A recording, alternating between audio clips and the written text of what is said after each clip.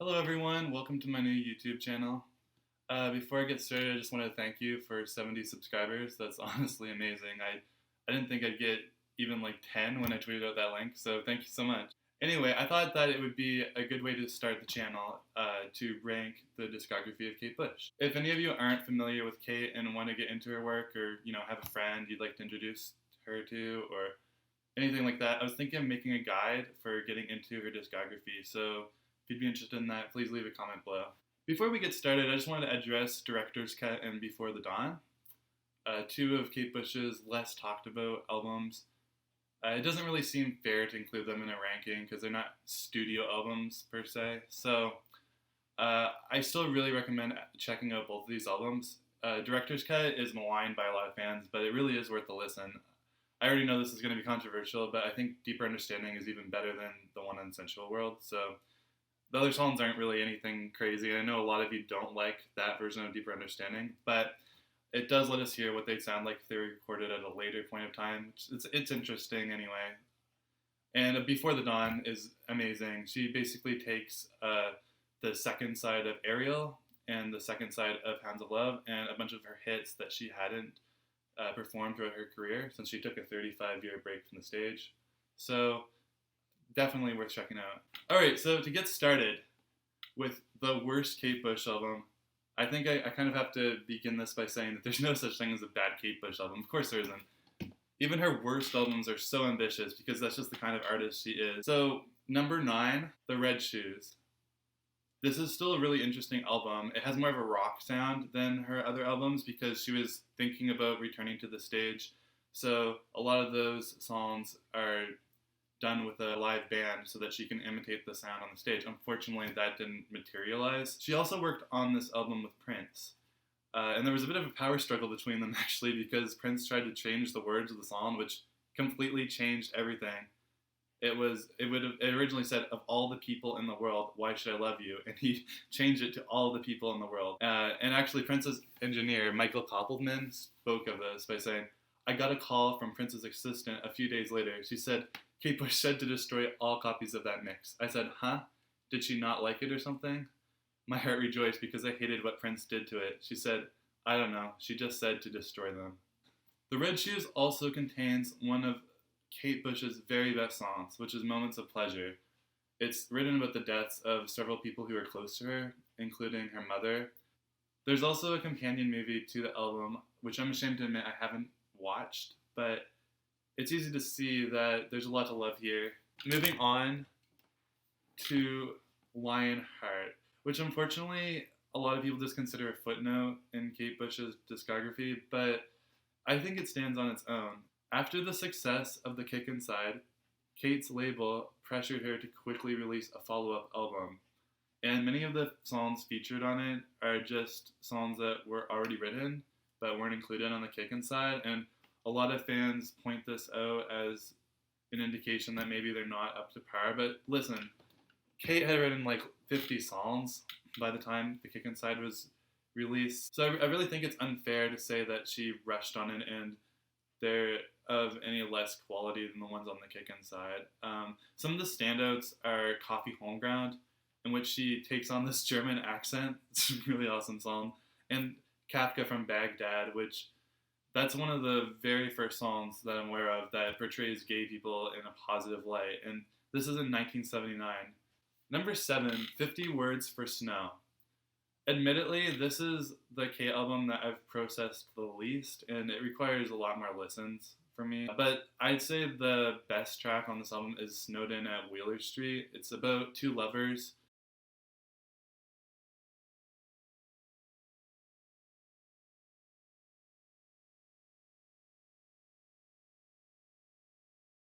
It features Elton John, and it might actually be one of my favorite Elton John songs. And of course, there's a song about having sex with a snowman, which I'm not going to talk anymore about that. But so I know a lot of Kate fans aren't huge on Birdie's vocals, but I think they work really well on Snowflake. The track lengths are crazy. They're like 9-minute, 10-minute songs. So I don't really have much to say about this album. It hasn't really stuck with me the ways the others have. I just need to give it more listens. Number 6, and this is where it's getting hard, and I feel bad about including an album this low that is as good as The Kick Inside. But she doesn't really have as much artistic control in her first two albums compared to later. So I think that the albums kind of suffer for that. They're still amazing, of course, because it's Kate Bush, but I really like the idea of Kate having full control of the direction of her albums. And you just don't get that with The Kick Inside. But I always think, like, what better way to start her career than with the whale sounds at the beginning of Moving. These sounds are actually a sample from Dr. Roger Payne's Songs of the Humpback Whale, which is a literal album of literal humpback whales singing. And I tried it, and I can't really say I recommend it.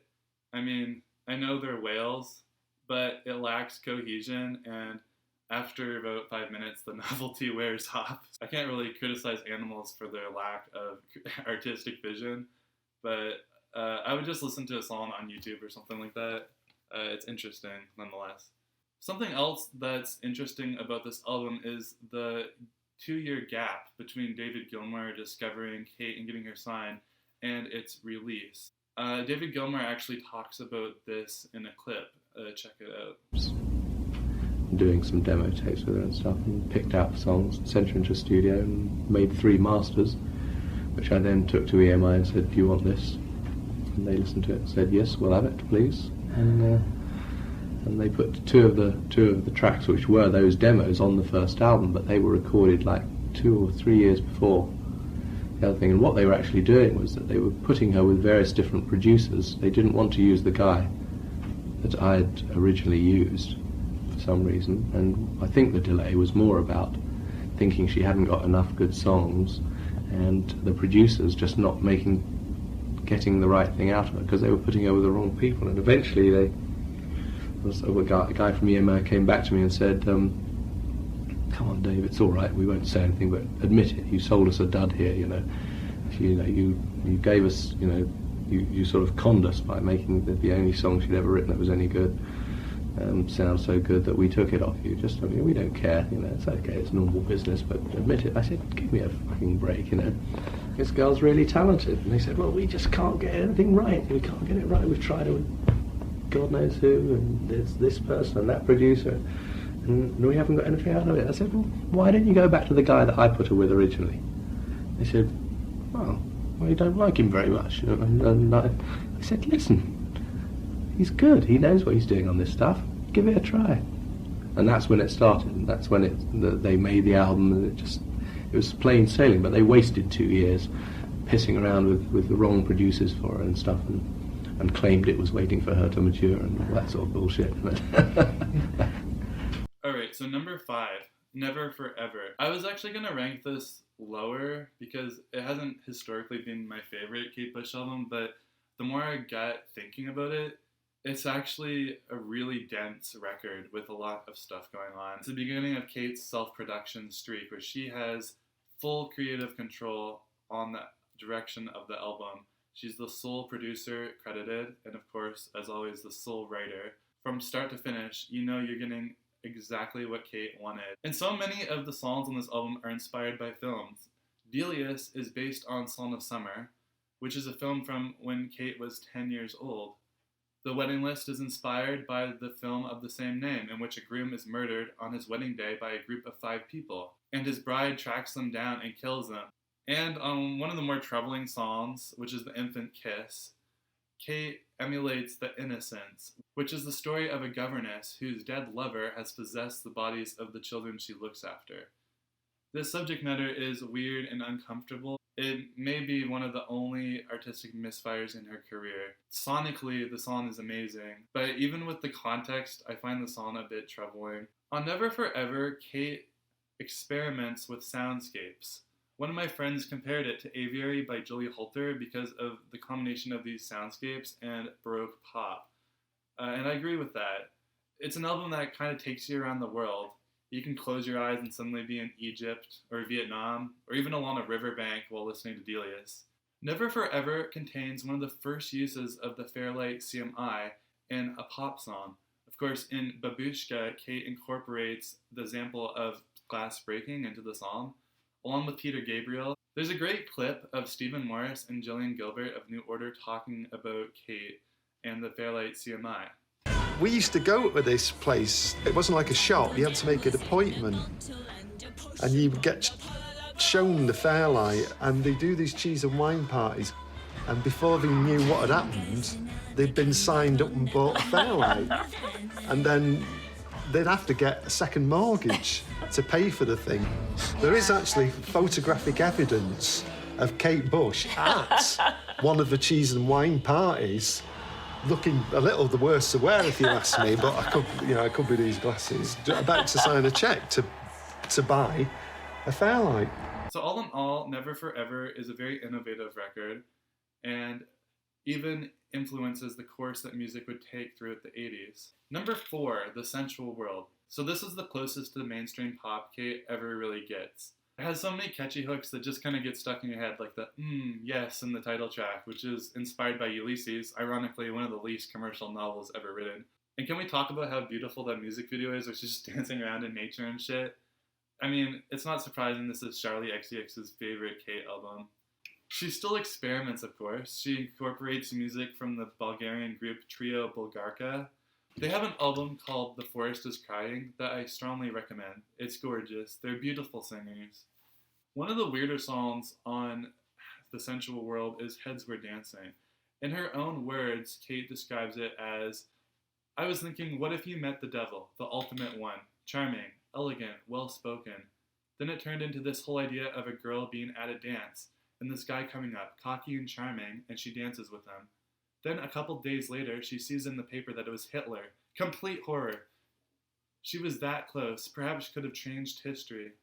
The song actually is a partially true story about one of Kate's friends meeting Albert Oppenheimer, who was a physicist who played a key role in the Manhattan Project. All in all, this isn't really one of Kate's deepest works, but it's definitely one of the most beautiful, and I have to give it credit for that. Moving on to the top 3. Number 3, Ariel. This is Kate Bush's only double album. She took a long break from music and had a kid, and she wrote the song Birdie in devotion to him. This album originally featured Rolf Harris, who is a convicted pedophile, so when she wanted to remaster her albums, Kate decided to remove Rolf Harris's vocals from the album, and she replaced them with her son, Birdie. This ruffled a lot of feathers in Kate's fan community because a lot of the people in it don't really like Birdie's voice, but I think this actually adds a lot to the album. Between The Red Shoes and Ariel, Kate effectively sacrificed her career to raise her son. Now you have Birdie the child in the first half. Here comes the sunshine, here comes the sun of mine. And Birdie the man in the second half, who has followed his mother's path in becoming an artist. So all the colors run. So all the colors run. I don't think people talk about how much meaning is added to this album by the inclusion of Birdie in the second suite. It feels like he should have always been there the whole time. Instead of pairing the suites together back to back, they're now separated by time. I find this much more meaningful. It should also be noted that Kate Bush considers the second suite, A Sky of Honey, to be one long song, to be listened to from beginning to end. There's so much to love about this album. I love the bird songs. Kate's age, when she recorded this, adds a sort of wisdom and experience to her vocals, which really shines through on songs like A Choral Room and Mrs. Bartoluzzi. I really like both sides of the record. I think it's among her most ambitious works. So I bet a lot of you are wondering, what album is going to be number 1? Is it going to be The Dreaming or Hounds of Love? In number 2, I put Hounds of Love. But I want to say that I think that this is a perfect album. This is one of Kate's 2 perfect 10 out of 10 wouldn't change a thing album. Like many of you, this is the first experience I had with Kate's music. I listened to it once, but didn't think about it for 6 months. Then I remembered the album and had this epiphany that Kate is a genius, and I binged the rest of her albums. I didn't listen to another artist the whole month. I think that this album strikes the perfect balance between being commercial and experimental. The first side is really commercial and contains some of her biggest hits, while the second side, the ninth wave, tells more of a cohesive story. In Kate's words, it's about a person who is alone in the water for the night. It's about their past, present, and future coming to keep them awake, to stop them drowning, to stop them going to sleep until the morning comes. There's a bit of debate about whether the drowning person passes away in the end or finally wakes up and is saved. I honestly think that they survive, and I think a lot of you will agree with that. I don't think that Kate would end an album on such a pessimistic note, but it is interesting that she has it be at least partially ambiguous. There's an argument for either side. I also want to talk about Cloud Busting, which is probably the greatest Baroque pop song of all time, with apologies to the Beach Boys. It's based on the memoir A Book of Dreams, about the experiences of Wilhelm Reich, a student of Sigmund Freud. The song is about the perspective of his son. There's so much to love about this song, including the lyric, "You're like my yo-yo that glowed in the dark." What made it special and made it dangerous. I used to think this was some weird Kate Bushism, but Wilhelm's son actually had a glow-in-the-dark yo-yo that he was forced to bury to avoid the harmful effects of its energy. I love the comparison of the yo-yo to the father because it's so personal. There's also the line, "I just know that something good is going to happen. I don't know when," which is one of my favorite lines ever written. Like, I just love belting it out as loud as I can when I'm driving my car. So, Cloud Busting, I think that's the best song on Hounds of Love.